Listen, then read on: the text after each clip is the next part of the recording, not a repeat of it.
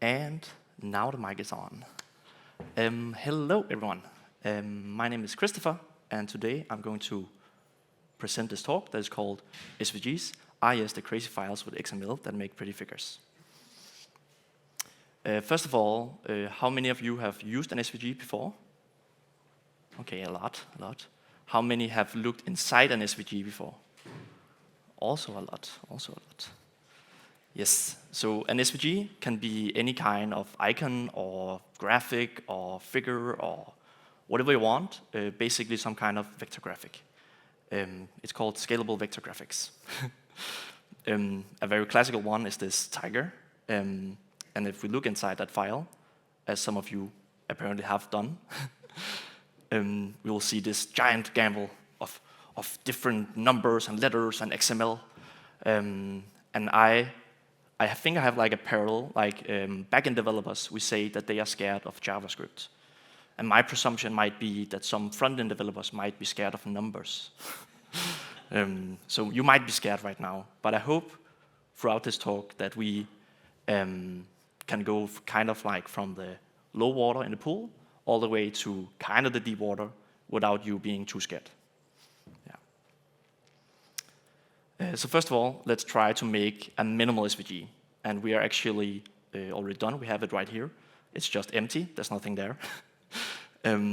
Let's look at the code for it. It's just a tag, an XML tag. And the only requirement is that it has a specific attribute called XMLNS, which defines this specific URL. Just saying, hey, now we are within this namespace, and tags do not mean what they normally mean. For example, there is a title tag that isn't the title that we are used to in HTML.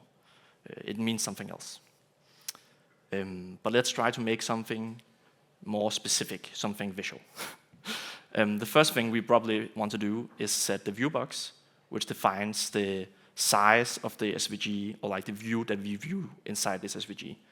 It's these 4 numbers, and the 4 numbers are, first of all, a coordinate. That is the upper left point of what you want to view inside the SVG. Then there are 2 numbers after that. First, an offset from that tells how far out from that we want to see things. And then the 4th number is just how far down we want to be able to see things within the SVG. And so we could have something where there's a lot of things, but we limit it to this scope of the SVG from what we see. And then let's put something inside. It's just a simple tag. In this case, a circle. It has a centrum x-coordinate, a centrum y-coordinate, and it has a radius. So it will have a width of 50 without any unit. It's just in this scope of whatever we set the viewbox to. So it will be half of the SVG in our example. But actually, I didn't want a black circle. I wanted like a white border circle to fit my theme of the slides. So let's change that. First of all, we will write the fill, set it to none, so it's basically the same as transparent. But there is also a transparent option that it's not the same, but I will not go into why. Then we set the stroke, which is the border, set it to white, and we set a stroke width to 2 in order to specify the width of the border that we have. So now we have an actual SVG that is useful. And just like we can make the circle, there's also a lot of other shapes that are built in that you can use as building blocks of your SVG to make something complex. You can have lines, you can have polylines, which are a connected set of lines. You could have a polygon, the same as a polyline, but with a fill. You can have a circle, as we saw before. We can have an ellipse, which is a kind of a skewed or bent circle. And we can have a rectangle. And these are kind of basic shapes. But they are also so basic that actually they're only used in like 1% of SVGs, at least the ones that I see in the future, like out in the wild. And the rest of the 99% of SVGs, they are this other shape that is called the path. And the reason people use this is because basically anything you can do with the symbol shapes, you can also do with the paths. And also most editors that you will use, some Adobe program, they will probably output a path instead of some symbol shape, just because it's easier then to adjust it incrementally. So in this case, we have a very beautiful dock that I made. And we're going to look at how I made the dock. Be scared. No, no, no. Don't be scared. Don't be scared. There are some things that we understand. We still understand the stroke, the border of the dock. We understand the stroke width. We understand the fill. But then this attribute D comes. Oh, a lot of numbers and letters and stuff that is scary. But don't be scared. Don't be scared. D is the data of the path, and it defines this very complex path that we have made. We observe some things. First of all, it's some numbers, but there are some letters sprayed throughout the numbers. So we try to mark those, but let's try to then split those into separate lines in order to see if there's any pattern to this. Okay, there's some pattern, and now we can't really intuitively get any more out of this.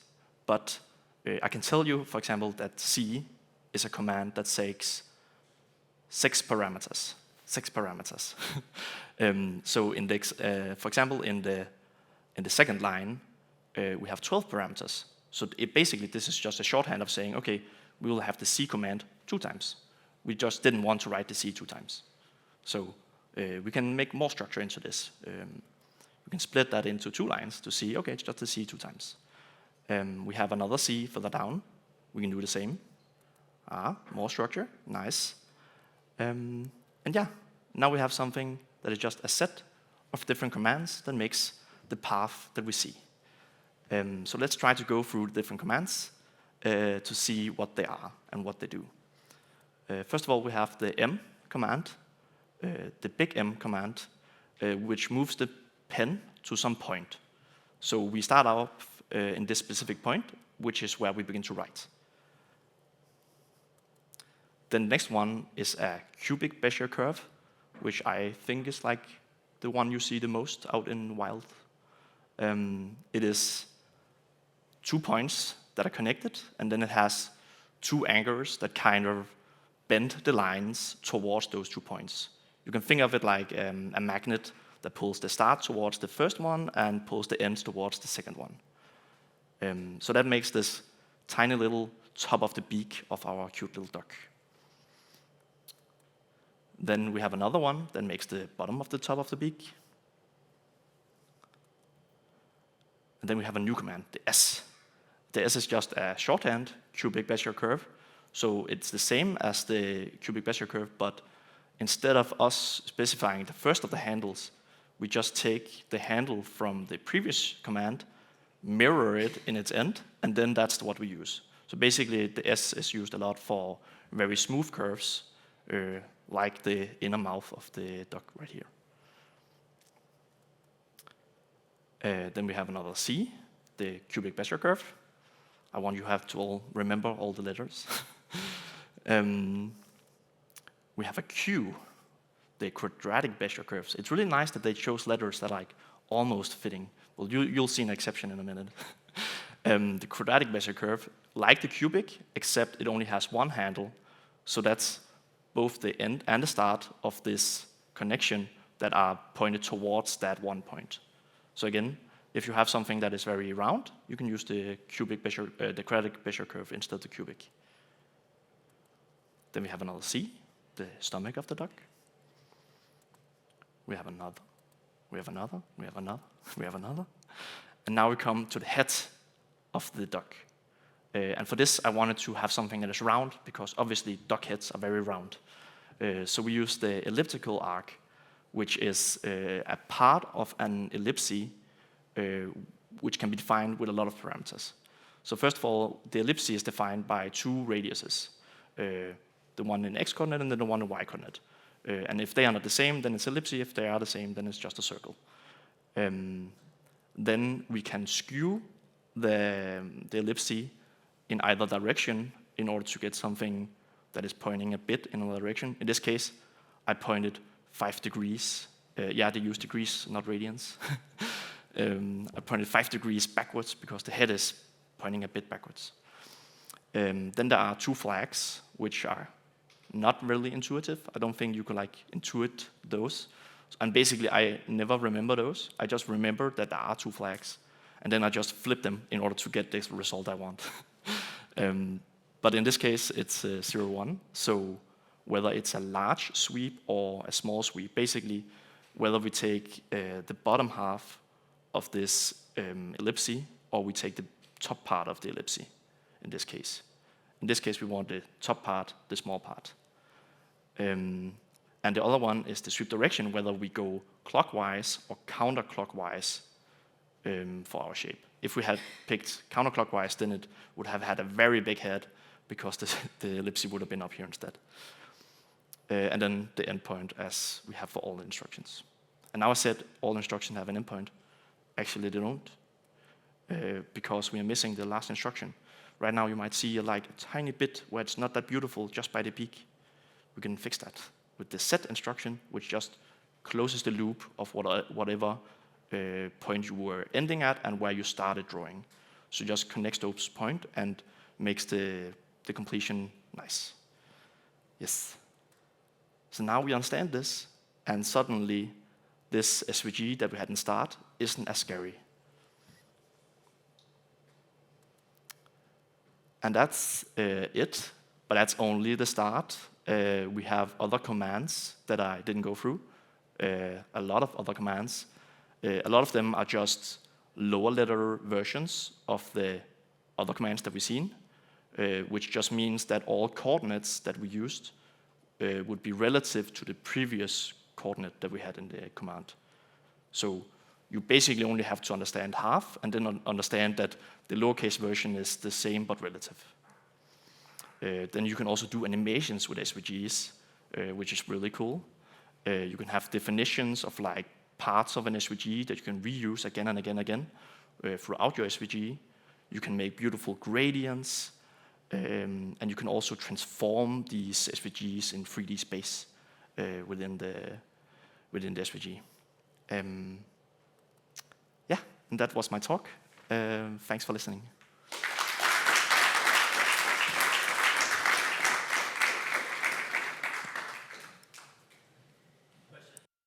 Oh, yeah, question. Does it make sense that we start all of the SVGs always with the M because two-dimensional space and 2 dots? I'm sorry, 1 dot with the coordinates, and we add all the SVGs with the C. Or that could be exceptions. You can have where you don't want the border to be displayed for the last part. So for example, if you were to type out a C with a path and you didn't want a fill, then you obviously wouldn't want the set command in the end, because then you would close the part of the C that is like meant to be open. But it's correct that you always want to start with an M. I actually think that it's like not a valid path if it doesn't start with M. There isn't like a default. Yeah. Oh, another question.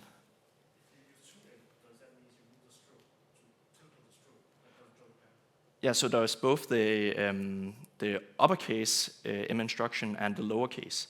If you use the uppercase multiple times, then you will just move to that absolute point, maybe again, if you have the same coordinate. But if you use the lowercase, then you move relative to where you were before. So if you had an M of like 1010 and then an M of 1010 again, then you would move to 2020.